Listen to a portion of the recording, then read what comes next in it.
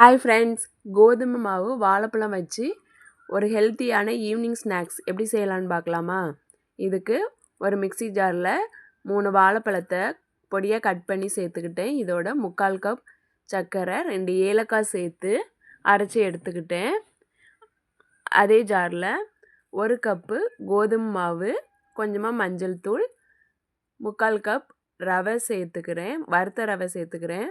சேர்த்து ஒரு 2 கப்பு தண்ணி சேர்த்து நல்லா ஃபைன் பேஸ்ட்டாக அரைச்சி எடுத்துக்கிறேன்.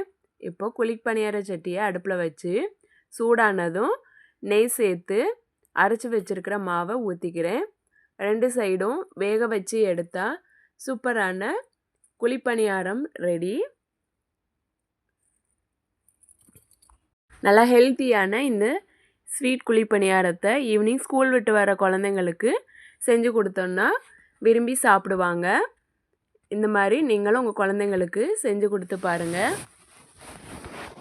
நீங்கள் சுகருக்கு பதில் நாட்டு சர்க்கரை அல்லது மண்டை வெல்லம் கூட சேர்த்துக்கலாம்.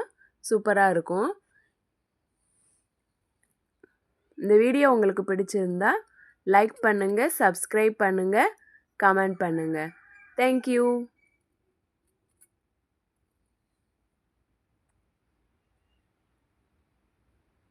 ஹாய் ஃப்ரெண்ட்ஸ், கோதுமை மாவு வாழைப்பழம் வச்சு ஒரு ஹெல்த்தியான ஈவினிங் ஸ்நாக்ஸ் எப்படி செய்யலான்னு பார்க்கலாமா? இதுக்கு ஒரு மிக்ஸி ஜாரில் 3 வாழைப்பழத்தை பொடியாக கட் பண்ணி சேர்த்துக்கிட்டேன். இதோட 3/4 கப் சர்க்கரை, 2 ஏலக்காய் சேர்த்து அரைச்சி எடுத்துக்கிட்டேன். அதே ஜாரில் 1 கப்பு கோதுமை மாவு, கொஞ்சமாக மஞ்சள் தூள், 3/4 கப் ரவை சேர்த்துக்கிறேன். வறுத்த ரவை சேர்த்துக்கிறேன். சேர்த்து ஒரு 2 கப்பு தண்ணி சேர்த்து நல்லா ஃபைன் பேஸ்ட்டாக அரைச்சி எடுத்துக்கிறேன். இப்போ குழிப்பணியார சட்டியை அடுப்பில் வச்சு சூடானதும் நெய் சேர்த்து அரைச்சி வச்சுருக்கிற மாவை ஊற்றிக்கிறேன். 2 சைடும் வேக வச்சு எடுத்தால் சூப்பரான குழிப்பணியாரம் ரெடி. நல்லா ஹெல்த்தியான இந்த ஸ்வீட் குழிப்பணியாரத்தை ஈவினிங் ஸ்கூல் விட்டு வர குழந்தைங்களுக்கு செஞ்சு கொடுத்தோன்னா விரும்பி சாப்பிடுவாங்க.